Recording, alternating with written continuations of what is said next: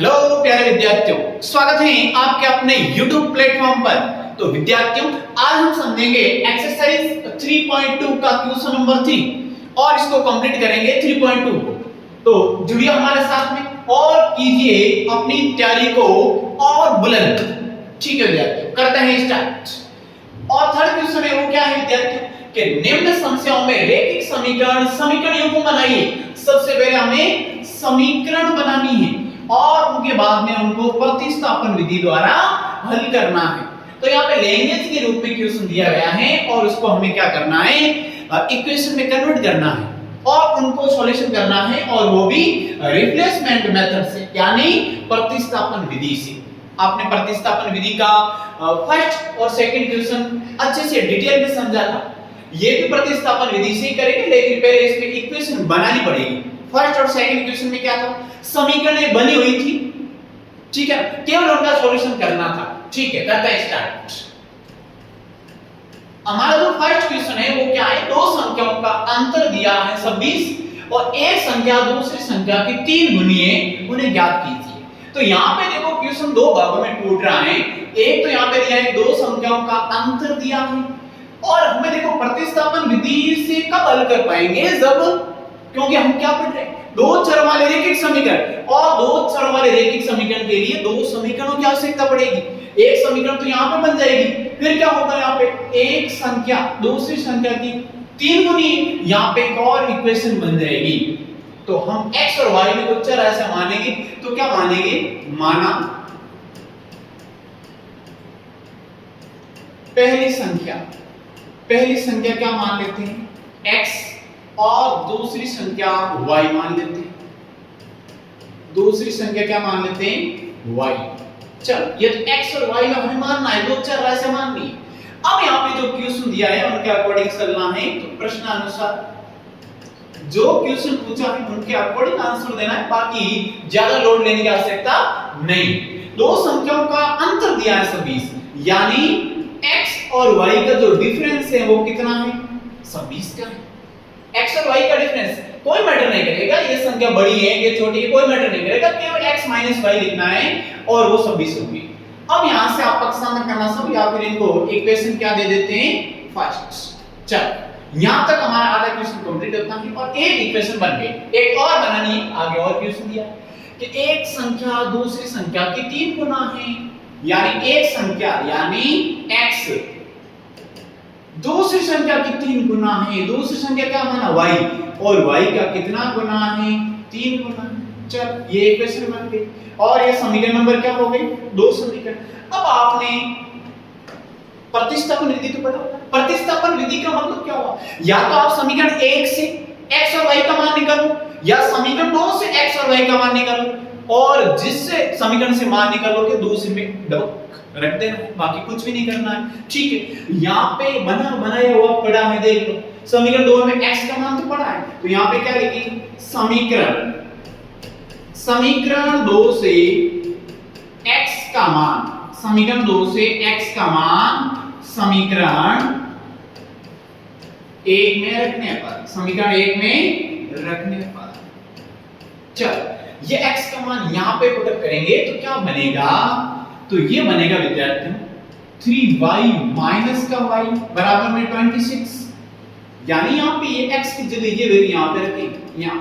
ठीक, अब 3y में से 1y जाएगा तो 2y बचेंगे बराबर में 26, और 2 का लगा देंगे भाग, तो क्या बनेगा, 26 में 2 का भाग, यानी हमें y कितना प्राप्त हुआ, 13 प्राप्त हुआ। कितना प्राप्त हुआ विद्यार्थी, 13। अब यही 13 कहां पे रख लो, सही समीकरण 1 में रखो या 2 में रखो, लेकिन कहां पे रखोगे, वहीं पे रखोगे जहां पर ज्यादा पक्षांतर करने की जरूरत ना पड़ेगी। तो y का मान समीकरण 2 में रख देते हैं, तो y का मान समीकरण 2 में रखने पर, अब यहाँ पे विद्यार्थी आप समझो, केवल लैंग्वेज के अनुसार यदि आप दो समीकरण बना देते हो तो फिर यहाँ पे जो प्रतिस्थापन विधि है वो इतनी हार्ड है, बहुत सिंपल है। चल, ये y का मान यहाँ पे रखोगे तो x बराबर प्राप्त होगा, वो होगा 3 गुणा 13, और x बराबर कितना आ गया, 39 आ गया। अब यहाँ देख पा रहे हो कि उन्हें ज्ञात कीजिए, यानी उन संख्याओं को ज्ञात करना है। पहली संख्या है 39, दूसरी संख्या क्या है 13। इन दोनों का डिफरेंस देखें तो क्या है, x माइनस y करें तो कितना आ रहा है 26 आ रहा है, यानी 39 में से 13 घटाएंगे तो कितना आ रहा है यानी 26। ठीक है, और ये देखो x है ना, यानी पहली संख्या दूसरी संख्या की 3 गुना है, यानी ये 39 13 का कितना गुना है, कितना गुना है 3 गुना है। अब हमें संख्या ज्ञात करनी है, दोनों संख्या हमें ज्ञात हो चुकी है। पहली संख्या 39 प्राप्त हुई, दूसरी 13 प्राप्त हुई। फर्स्ट क्वेश्चन हमारा कंप्लीट होता है। होपफुली यहां तक आपको समझ में आ चुका होगा। नेक्स्ट क्वेश्चन को समझते हैं, वो भी लैंग्वेज के रूप में। बहुत सिंपल क्वेश्चन है। यहां पे दिया है दो समपूर्ण कोणों में बड़ा कोण छोटे कोण से 18 डिग्री अधिक है, उन्हें ज्ञात कीजिए। अब ये मत आप सोचना कि यहां तक केवल लैंग्वेज के रूप में एक ही समीकरण बनेगी, लेकिन ज्यादा टेंशन की जरूरत नहीं है, समझ लेंगे इनको भी। चल यहां पे क्या मानना पड़ेगा विद्यार्थियों, यहां पे मानना पड़ेगा कि दो समपूर्ण कोणों में बड़ा कोण और छोटा कोण दिया है, तो यहां पे क्या मान लेते हैं, माना बड़ा कोण, माना बड़ा कोण क्या मान लेते हैं, x डिग्री मान लेते हैं, बड़ा कोण को x मान लेते हैं, और छोटे कोण को क्या मानेंगे, छोटा कोण, और छोटे कोण को y मान लेंगे। अब यहां पे प्रश्नानुसार अब क्वेश्चन के अंदर क्या दिया है, जो लैंग्वेज है उनके अकॉर्डिंग आगे बढ़ना है। यहां से आप ये बता सकते हैं कि दो समपूर्ण कोणों में बड़ा कोण, तो यहीं पे बात खत्म हो गई, यहां पे आधा तो यहीं पे क्वेश्चन कंप्लीट हो गया। दो समपूर्ण कोण, ऐसे कोण, ऐसे दो कोण जिनका योग कितना हो, कितना हो विद्यार्थियों 180 डिग्री, यानी 180 डिग्री। तो बड़े कोण और छोटे कोण को जोड़ेंगे तो x प्लस y बराबर 180 डिग्री। चलो यहां तक बात तो पहले ही कंप्लीट हो गई। इक्वेशन फर्स्ट, दो समपूर्ण कोणों में योग तो 180 डिग्री होगा। ठीक है, अब यहां पे दिया है बड़ा कोण छोटे कोण से एक यहां पे 18 डिग्री अधिक है। बड़ा कोण क्या माना हमने x, ये बड़ा कोण छोटे कोण से 18 डिग्री अधिक है, यानी y से कितना अधिक है 18 डिग्री। y में 18 डिग्री जोड़ेंगे, यानी बड़ा कोण क्या है, बड़ा कोण x माना ये x, बड़ा कोण छोटे कोण से 18 डिग्री अधिक है, यानी छोटे कोण में 18 जोड़ेंगे तो किसके बराबर आएगा, बड़े कोण के बराबर आएगा। ये इक्वेशन सेकंड हो गई। समीकरण 1 व 2 को प्रतिस्थापन विधि से हल करना है, ज्यादा पक्षांतरण की भी जरूरत नहीं, केवल समीकरण 2 से x का मान 1 में रखा, सॉल्यूशन किया, आंसर आ गया। यहां पे क्या लिखेंगे, समीकरण 2 से x का मान, समीकरण 2 से x का मान समीकरण 1 में रखने पर, समीकरण 1 में रखने पर, चल रखते हैं इसमें, तो क्या होगा, ये वैल्यू यहां पे रखेंगे तो ये हो जाएगा y प्लस 18 और प्लस में क्या होगा y बराबर में 180 डिग्री। सिर्फ x की जगह y प्लस 18 रखा, x की जगह y प्लस 18। ठीक, y और y कितना हुआ 2y, 18 को उस साइड में भेजेंगे तो क्या होगा 180 माइनस का 18, 2y बराबर 180 में से 18 कैंसिल आउट कीजिए तो क्या होगा, यानी 10 में से 8 जाएगा, यहाँ पे 2, फिर यहाँ पे 7 होगा, 7 में से 1 जाएगा 6 होगा, 1 का 1 2 का लगाएंगे भाग, तो हमें जो y बराबर प्राप्त होगा 162/2, 162/2 कैंसिल आउट करेंगे इनको तो ये कितनी बार कैंसिल आउट होगा, यहाँ पे देखो 2 अंक लेके कर लो, 16 का आधा करोगे 8, 2 का आधा 1, यानी 81 डिग्री क्या प्राप्त हो, y प्राप्त हो। ठीक है, x का मान तो ज्ञात करना पड़ेगा, ये y का मान यहाँ पे पुट करो, अब यहां से भी कर सकते हैं समीकरण 1 में, लेकिन पक्षांतरण करना पड़ेगा, फिर तो वही बात रहेगी, लेकिन काम किया हुआ है ना, आधा काम तो इक्वेशन कर रही है, तो डायरेक्ट वैल्यू यहां पे रखनी है, यानी y का मान समीकरण दो में रखने पर, समीकरण 2 में रखने पर, और समीकरण 2 में रखेंगे तो x बराबर हो जाएगा y प्लस यानी 81 डिग्री प्लस 18 डिग्री, यानी कितना हो जाएगा यहाँ पे 8 और 1 9, 8 और 1 9, यानी 99 डिग्री, 99 डिग्री हो गया x का। अब यहां से आप क्या देख पा रहे हो, ये बड़ा कौन है, वो छोटे कौन से 18 डिग्री अधिक, ठीक। दोनों का योग देखें तो यहाँ पे आपको थोड़ा एनालिसिस वापस बता ही देते हैं समीकरण के अकॉर्डिंग कि x और y को जोड़ेंगे, x प्लस y को, तो क्या 180 डिग्री आ रहा है, तो x यानी 99 डिग्री, y का मान है 81 बराबर में 180, तो इनको ऐड करोगे तो क्या होगा 9 और 1 10, यहाँ पे क्या होगा 1, फिर 9 और 9 18, 180 बराबर 180, ठीक है, यानी दोनों का योग 180 डिग्री आ रहा है, और जो बड़ा कोण है वो छोटे कोण से 18 डिग्री ज्यादा भी आ रहा है, यानी इन दोनों का जो डिफरेंस है वो कितना आ रहा है, डिफरेंस का मतलब क्या हो गया कि 99 में से 81 जाएंगे तो 18 डिग्री बचेंगे, तो ये डिफरेंस ही हुआ। इनको इस साइड भेज दो तो क्या हो जाएगा x माइनस y बराबर में क्या हो जाएगा 18 डिग्री, यानी एक कोण छोटा है एक कोण बड़ा है, ठीक है। सेकंड क्वेश्चन हमारा कंप्लीट होता है, समझते हैं नेक्स्ट क्वेश्चन को। ये हमारा क्वेश्चन है, इनमें भी आपको सबसे पहले इक्वेशन बनानी पड़ेगी। क्या है देखो, इसमें एक क्रिकेट टीम के कोच ने 7 बल्ले तथा 6 गेंदें 3800 रुपए में खरीदी, यहाँ पे समीकरण बन जाएगी। बाद में उसने 3 बल्ले तथा 5 गेंदें 1750 रुपए में खरीदी, प्रत्येक बल्ले और प्रत्येक गेंद का मूल्य ज्ञात करना है। ये पूछा है एक गेंद और एक बल्ले का मूल्य क्या होगा, तो इसको भी करते हैं नस्ते नाबूद, ठीक है। सबसे पहले जो ज्ञात करना है उसी को मानना है। यहाँ पे ज्ञात क्या करना है, एक बल्ले का मूल्य और एक गेंद का मूल्य पूछा है, तो यहाँ पे आप क्या मानोगे विद्यार्थी, माना एक बल्ले का मूल्य, एक बल्ले का मूल्य क्या मानेंगे x रुपए, मूल्य हमें ज्ञात करना है तो मूल्य में ही मानना पड़ेगा, ठीक है। और यहां पे लिखेंगे एक गेंद का मूल्य, एक गेंद का मूल्य क्या हो जाएगा y रुपए। चलो ये तो मानने वाली बात हो गई। अब यहाँ पे प्रश्नानुसार, अब तो बाकी वाले क्वेश्चन में तो दिए ही हैं प्रश्नानुसार, और प्रश्न क्या पूछ रहा है कि 7 बल्ले का यानी 7, एक बल्ले का मूल्य क्या है x, तो 7 का कितना होगा, जी हां 7x।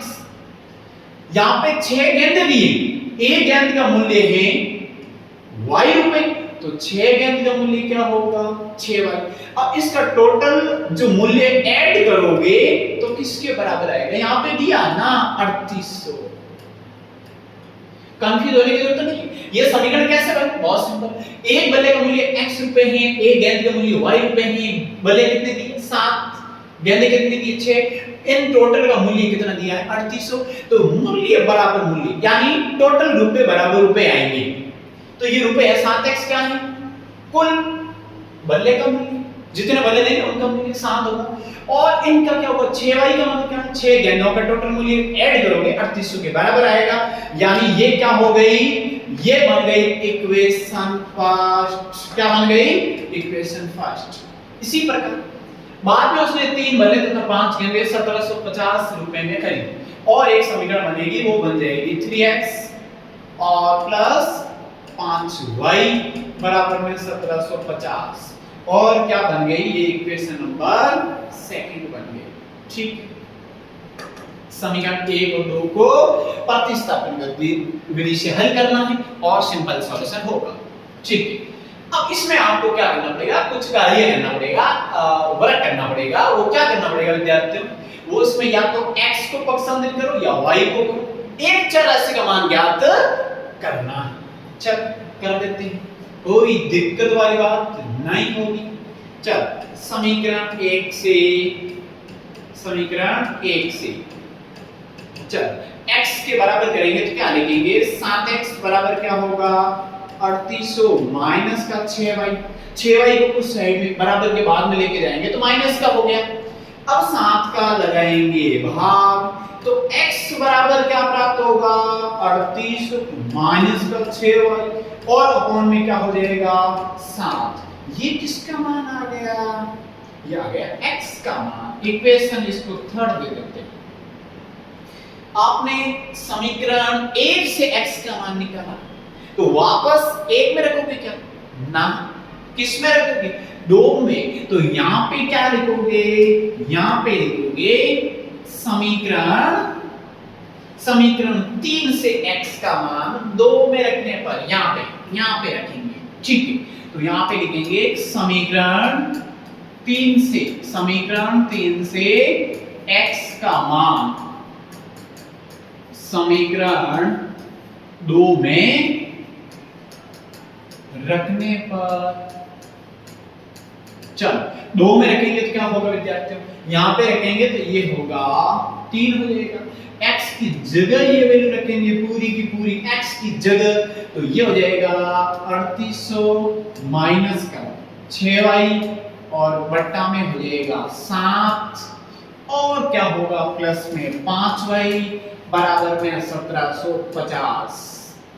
अब क्या हुआ, अब आगे ना पत्थर आगे, चल आगे कोई दिक्कत नहीं, इनका तो सॉल्यूशन चुटकियों में करेंगे और आपको अच्छे से समझाएंगे क्या होता है। इसमें ये इनसे कैंसिल आउट नहीं हो रहा है, ये इनसे कैंसिल आउट नहीं हो रहा है और हर के अंदर भी है, यहाँ पे हर के अंदर कुछ भी नहीं है, 1 कर दीजिए, फिर क्या होगा 3 का अंदर गुणा कर दीजिए तो क्या होगा 0, 0 का 0 से 0, फिर और होगा 0, 8 और 3 का करेंगे 24, 2 होगा 9 और 2 11, 9 2 11, ठीक ओके। चलो यहां तक गुणा हो गया 3 का, क्या केवल 3 से गुणा होगा, क्या केवल 3 से गुणा होगा, नहीं, इनका और इनसे भी होगा तो 6 3 18 18y, चल इनका तो कंप्लीट हुआ। अपॉन में क्या है 7 और प्लस में क्या है 5y बटा 1 बराबर में 1750। अब वज्र गुणनखंड कीजिए, वज्र गुणनखंड करेंगे तो कैसे होगा, यहाँ पे 1 का इनसे करोगे माइनस का 18y और प्लस का 7 और 5 का करोगे तो ये 35y अपॉन में क्या होगा 7 बराबर में होगा 1750, ठीक है। यहाँ पे एक बार वापस देख लेते हैं कहीं एरर तो न हो, यहाँ पे 0 24, यहाँ पे 2 होगा, फिर 9 और 11, ओके। अब y वाले टर्म y में ऐड हो जाएगी तो 35y तो प्लस का माइनस का 18y, तो 35 में से 18 कैंसिल आउट होंगे। उनसे पहले यहाँ पे आप क्या लिखोगे अपॉन 1 कीजिए और वज्र गुणनखंड करेंगे। इसमें और इसमें फर्क नहीं, इसमें वज्र गुणनखंड कैसे होता है, यानी यदि प्लस और माइनस हो तो मैंने पहले ही बताया है आप पहले ऐसे गुणा करोगे, फिर हर में संख्या है उन दोनों को भी गुणा करोगे, यानी ये मेथड होता है, पहले आप ऐसे गुणा, ये तरीका, फिर ये तरीका होगा दूसरा, फिर क्या होगा हर में दोनों संख्या है उसका ये तीसरा तरीका। ये कब होगा जब दो पदों के मध्य या तो प्लस हो या माइनस हो, या तो प्लस हो या माइनस हो, लेकिन यहाँ पे ध्यान रखना है जब बराबर आए उस कंडीशन में केवल यही मेथड अपनाना है, फर्स्ट तरीका ये, सेकंड तरीका ये और फिर कोई तरीका नहीं है, सब सबमिट हो बस हो गया। अब इसको करते हैं फिनिश, ये तो आपको बेसिक चीजें बताई, ठीक है। अब यहाँ पे इनका आगे सॉल्यूशन करते हैं, क्या होगा ओके। एक और इनका करेंगे तो कोई प्रभाव नहीं पड़ेगा, ये संख्या सेम रहेगी। 35y में से 18y जाएंगे तो कितने बचेंगे प्लस का 17y, प्लस का 17y, ठीक है। और अपॉन में जो 7 थे वो a का इनसे गुणा किया दिए हो गया, 7 और इनका गुणा करेंगे तो गुणा कर लेते हैं, 7 और 0 का गुणा 0, 7 और 5 का करेंगे तो 35, यहाँ पे 3 आएंगे, 7 और 7 का 49 और 3 कितने होंगे 52 होंगे, यहाँ पे 5 आएंगे, 7 एकम 7 और 5 कितने होंगे 12, ठीक है। यहाँ तक हुआ कंप्लीट, ये कैलकुलेशन कंप्लीट। यहाँ अब आगे क्या करना है, अब आगे कुछ भी नहीं करना है, इनको भेजना है उस साइड में, फिर 17 का लगाना है भाग, ठीक, समझते हैं इनको भी, यानी इनको नेक्स्ट पेज पे करते हैं। तो इसको साथ में लेके जाएंगे, फिर पीछे क्यों रखेंगे? ठीक है, ये रहा नेक्स्ट पेज, यहाँ पे इनको चिपका देते हैं, ये भाई आ जाए, ताकि वापस लिखने की जरूरत न पड़े। ठीक है, अब इसका स्टार्ट करते हैं कैलकुलेशन। इनको साइड भेजेंगे तो क्या होगा? 17y बराबर एज इट इज ये लिख लीजिए, और माइनस का ये उस साइड में जाएगा तो माइनस का हो जाएगा। अब घटाओ तो आता होगा ना, घटाओ तो आता होगा। अब यहाँ पे 0 में से 0 0 होगा, 5 में से 0 जाएगा तो 5 ही होगा। अब यहाँ पर 2 में से यानी 12 में से जाएंगे तो कितना होगा? 8 होगा। फिर यहाँ पे पूरे कंप्लीट, यानी 1 से 1 जाएगा तो 0 बन जाएगा। ठीक है, लगाएंगे 17 का भाग, तो 850 में 17 का भाग, अच्छा 17 का भाग आता है कितनी बार? 17 का भाग इसमें कितनी बार जाएगा विद्यार्थी? इसमें जाएगा एक बार, ये 5 बार,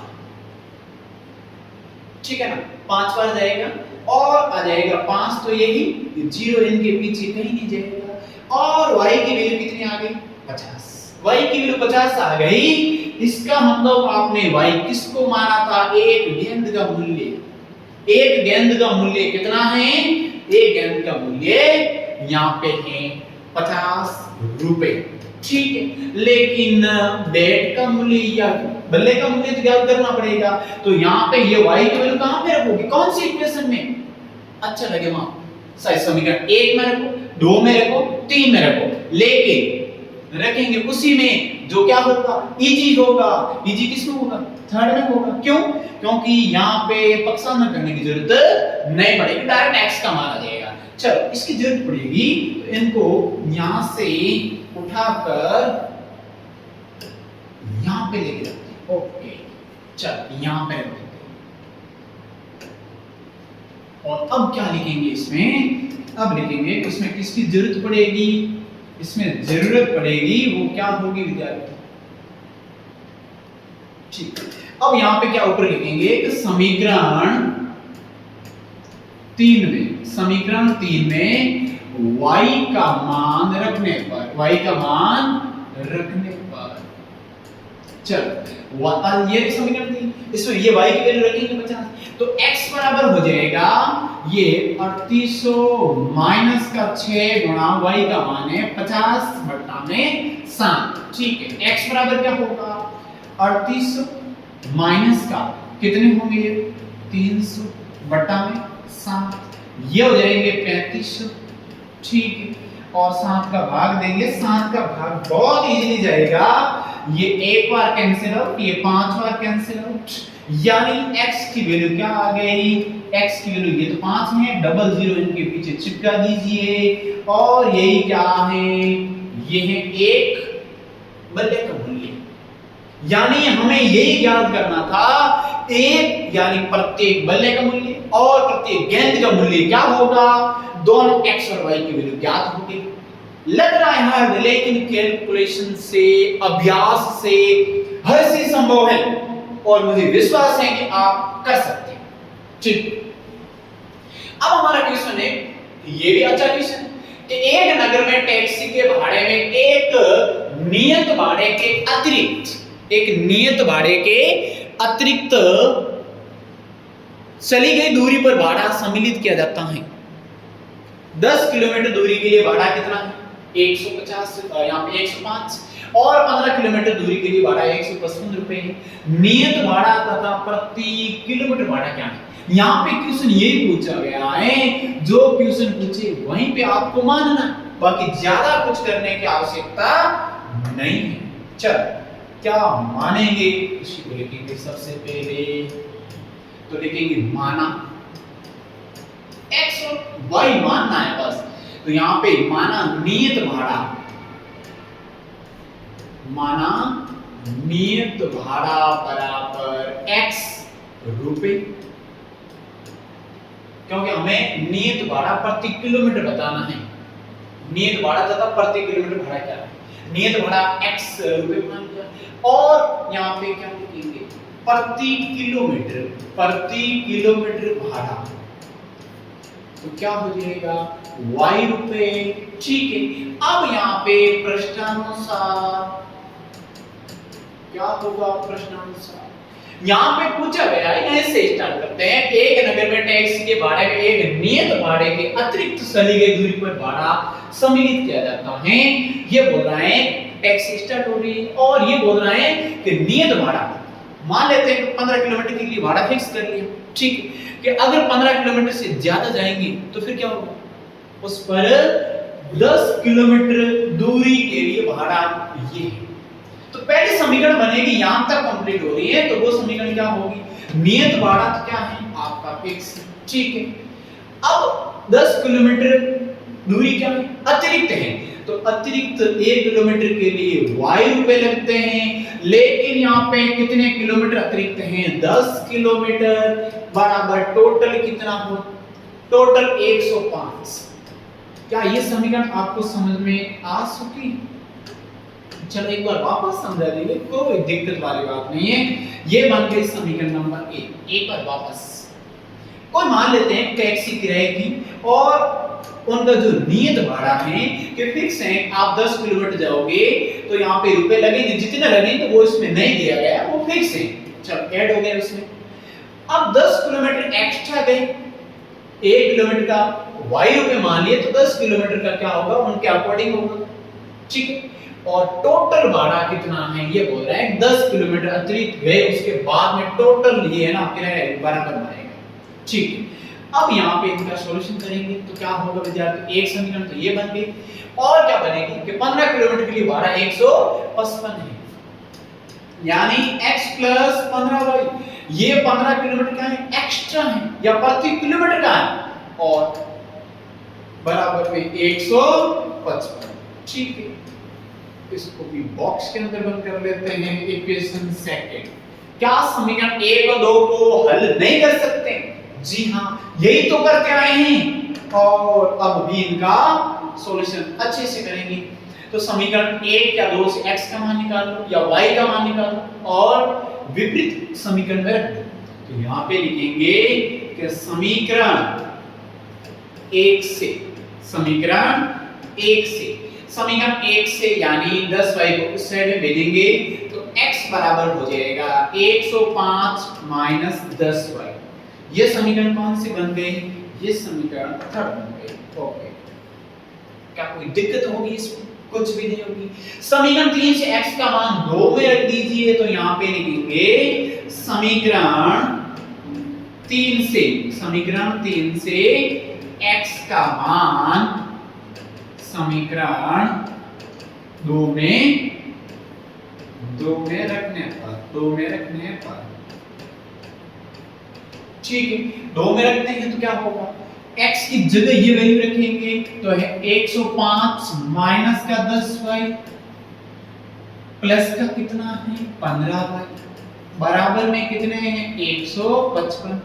ठीक है, x की जगह ये वैल्यू रखी यहाँ पे। ठीक है, ये प्राप्त करो। अब इनका सॉल्यूशन करना है, 105 को उस साइड में भेज दो और 15y में से 10y जाएंगे तो 5y बचेंगे और 155 माइनस 105 और 5y बराबर क्या होगा, 155 में से 105 जाएंगे तो कितने 50, 5 का लगाएंगे भाग तो 50 अपॉन क्या होगा 5, यानी ये क्या बन जाएगा 10 रुपए। यानी y की वैल्यू आ गई, इसका मतलब प्रति एक्स्ट्रा जितना भी किलोमीटर प्रति किलोमीटर जाएंगे उसका जो किराया होगा वो कितना होगा 10 रुपए। ये y का मान यहां पे रखेंगे, तो क्या प्राप्त होगा, यानी इस समीकरण की हमें जरूरत पड़ेगी, वो क्या है x बराबर 105 माइनस 15y और y की वैल्यू क्या है 10 प्राप्त हुई, तो x बराबर हो जाएगा 105 माइनस 15 गुना 10, यानी 105 माइनस का कैसे होगा इसमें, ये एक बार वापस देख लेते हैं। समीकरण 1 से क्या यहाँ पे 10y, सॉरी यहाँ पे ये बात आ रही है, यहाँ पे 10y है, ओके ओके, ये है 10y और y की जगह 10 रखना है, ये हो जाएंगे 100 और x बराबर आ जाएगा 5 रुपए। यानी नियत भाड़ा है ना, फिक्स भाड़ा है, वो तो है 5 रुपए। और अतिरिक्त कितना है, अतिरिक्त हमें कितना प्राप्त हुआ, प्रत्येक किलोमीटर जितना एक्स्ट्रा जाएंगे उनके 10 रुपए का चार्ज लगेगा और फिक्स किया हुआ है वो कितना है 5 रुपए। अब इतना ही क्वेश्चन कंप्लीट नहीं हुआ है, क्वेश्चन यहां तक पूछने के बाद में और क्वेश्चन पूछा गया है कि एक व्यक्ति को यदि 25 किलोमीटर यात्रा करनी है तो कितना भाड़ा देना पड़ेगा। कि फिक्स तो था, उसके बाद में यदि एक्स्ट्रा 25 किलोमीटर और यदि यात्रा करनी है तो फिर क्या होगा उसका भाड़ा। चलो समीकरण क्या बनेगी, x प्लस 25y, इसका मान आपको ज्ञात करना है, यही क्वेश्चन दिया। नियत क्या हो गया, x 25 किलोमीटर एक्स्ट्रा है और प्रत्येक एक्स्ट्रा का y रुपए लगता है। x और y की वैल्यू इसमें रखिए और सॉल्यूशन कीजिए। x का मान कितना है, x का मान यहाँ पे है 5, ये प्लस 25 गुणा y की वैल्यू क्या है 10, ठीक। तो ये हो जाएगा 5 प्लस 250, यानी 255 रुपए उनको क्या करना पड़ेगा, देना पड़ेगा, टैक्स वाले को देना पड़ेगा। और टैक्स वाले को 255 रुपए देने पड़ेंगे यदि उसको 25 किलोमीटर और यात्रा करनी है, ठीक है। हमारा क्वेश्चन ये होता है कंप्लीट, अच्छे से डिटेल में समझे। और अब हम नेक्स्ट क्वेश्चन और लास्ट क्वेश्चन को समझ रहे हैं। क्या है तो विद्यार्थी, यदि किसी भिन्न के अंश और हर दोनों में 2 जोड़ दी जाए, अंश और हर में दोनों में 2 जोड़ना है तो वो भिन्न कितनी प्राप्त होगी, 9/11 हो जाती है। यहां तक आधा क्वेश्चन कंप्लीट। और यदि अंश और हर में दोनों में 3 जोड़ दिए जाए तो फिर वो भिन्न 5/6 हो जाती है। तो भिन्न ज्ञात कीजिए। इसमें ज्यादा लोड लेने की जरूरत ही नहीं है, बहुत सिंपल है। केवल क्या मानोगे, माना जो भिन्न होगी, माना भिन्न वो क्या है, अंश बटा हर, अंश बटा हर, यानी क्या मान लेते हैं x बटा y। क्या मान लेते हैं विद्यार्थियों, x बटा y। अंश x है और हर क्या है y। हमें भिन्न की जरूरत है उनके अकॉर्डिंग। अब प्रश्नानुसार, अब प्रश्न ये कह रहा है कि यदि भिन्न के अंश और हर दोनों में 2 जोड़ दिए जाए, यानी x प्लस 2 बटा y प्लस 2, दोनों में 2 जोड़िए, x और y दोनों में या अंश और हर में दोनों में 2 जोड़िए, तो वो भिन्न कितनी हो जाती है, वो भिन्न हो जाती है 9/11। कितनी विद्यार्थी, 9/11। क्या इस भिन्न को या इस इक्वेशन को आप सही रूप में लिख सकते हैं? जी हाँ, इनका ऐसे गुणा कीजिए, यानी 11x प्लस 2, इनका ऐसे गुणा कीजिए, यानी 9y प्लस 2, 9y प्लस 2, यानी गुणे के अंदर होगा ये। तो अब इसका गुणा करेंगे तो 11x प्लस 22 बराबर 9y प्लस का 18, ठीक है। y को इस साइड में लेके आ जाओ या फिर 22 को साइड में लेके जाओ, तो ये बन जाएगा 11x बराबर में क्या होगा 9y प्लस का 18 माइनस का 22, यानी 11x बराबर 9y और माइनस का 4। यहीं पे आप y को इस साइड में लाने की जरूरत नहीं है, x बराबर पहले से ही ज्ञात कर लो, क्योंकि हमें x और y के मान ही तो ज्ञात करने हैं। तो 11 का भाग लगाएंगे तो x बराबर हमें प्राप्त हो जाएगा 9y माइनस का 4 और बटा में कितना होगा 11। ये हमें समीकरण प्राप्त हो गया, ठीक है। इसको आप एक समीकरण दे तो कोई फर्क नहीं पड़ेगा, आप 1, 2 और 3 समीकरण दोगे तभी इनका सॉल्यूशन होगा, कोई फर्क नहीं पड़ेगा। चलो समीकरण 1 हो गया। आगे और क्या दिया, यदि अंश और हर में 3 जोड़ दिए जाए, यानी x प्लस 3 और हर में y प्लस 3 बराबर में क्या होगा, तो वो भिन्न प्राप्त हो जाती है 5/6, 5/6, ठीक। अब यहां से वज्र गुणनखंड करेंगे तो 6x प्लस 3 बराबर में क्या होगा 5y प्लस 3। ठीक है, 6 का अंदर गुणा करेंगे तो 6x प्लस का 18 बराबर क्या होगा 5y और प्लस का 15। ठीक है, अब यहां से आप क्या देख पा रहे हैं कि पक्षांतर इसमें भी आप कर सकते हो या ना करें कोई फर्क नहीं पड़ेगा। इनको उस साइड में लेके जाओ और इनको इस साइड में लेके आ जाओ, कोई फर्क नहीं पड़ेगा आप कैसे भी कर रहे हो, लेकिन इनका जो पक्षांतर है वो सही करना पड़ेगा। ठीक है, अब ये हो जाएगा 6x माइनस का 5y, 5y को इस साइड ले गए, उस साइड में क्या है वो है 15 माइनस का 18, 15 माइनस का 18, 18 उस साइड में लेंगे तो माइनस के बनेंगे। ये है 6x माइनस का 5y बराबर माइनस का 3 हो जाएंगे, और ये क्या होगी ये हो जाएगी इक्वेशन सेकंड। ठीक, समीकरण 1 से x का मान 2 में रखी, y का मान आ जाएगा, y का मान वापस यहाँ पे रखोगे x का मान आ जाएगा। बहुत सिंपल है, ज्यादा टेंशन की जरूरत इसमें नहीं। ठीक, चलो यानी जो x बराबर है वही उसमें रखेंगे तो क्या लिखेंगे समीकरण 1 से x का मान, समीकरण 1 से x का मान समीकरण 2 में रखने पर, समीकरण 2 में रखने पर, समीकरण 2 में रखेंगे तो क्या होगा, समीकरण 2 है वो है 6x माइनस का 5y बराबर माइनस का 3। ठीक, देख लेते हैं क्या यही, ओके। और ये x की वैल्यू यहाँ पे जरूरत पड़ेगी तो इसको उठा लेते हैं यहाँ से, ये ओके।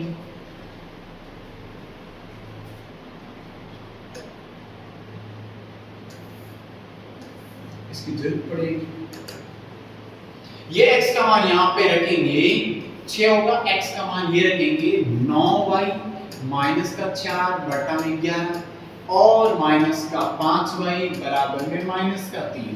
ठीक है, क्या 6 और 11 कट रहे हैं? नहीं कट रहे हैं, तो 6 का ऊपर गुणा कर लीजिए तो कितना हो जाएगा 54y हो जाएगा, माइनस का कितना होगा 24 और अपॉन में कितना होगा 11 माइनस का 5y बटा 1 कीजिए बराबर में माइनस का 3।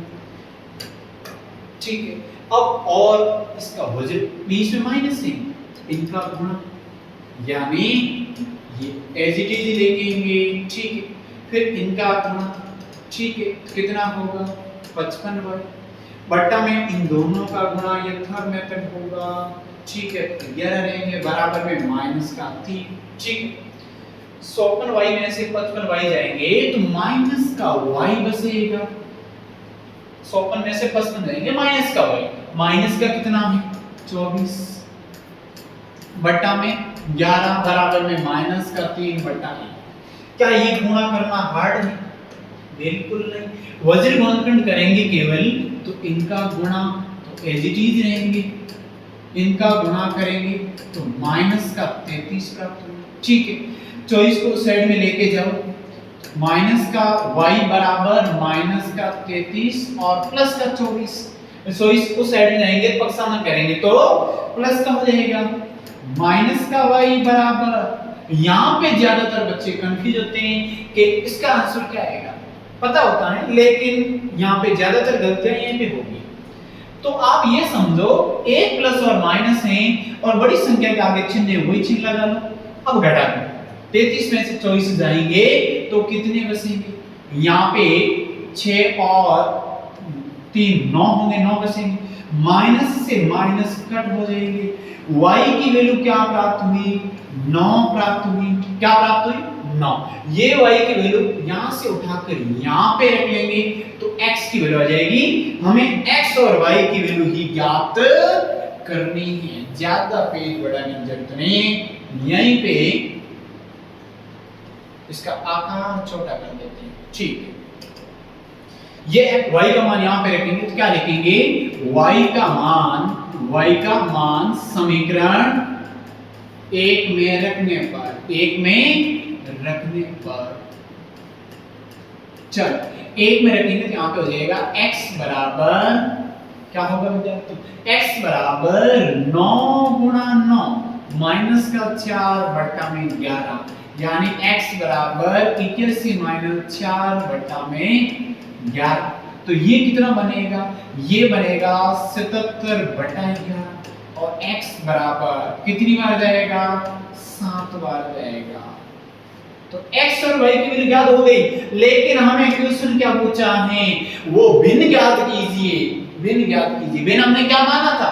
भिन्न हमने माना था x बटा y, यानी यहां से आप भिन्न क्या लिखोगे? वो भिन्न हो जाएगी x बटा y यानी 7/9। 7/9 यही हमारा फाइनल आंसर है और क्वेश्चन कंप्लीट होता है। एक्सरसाइज 3.2 कंप्लीट होती है। तो प्यारे विद्यार्थी, कोई भी डाउट लगे तो कमेंट के जरिए हमें जरूर बताएं, उनका सॉल्यूशन वापस भेजेंगे। तो मिलते हैं नेक्स्ट क्लास में। Thank you.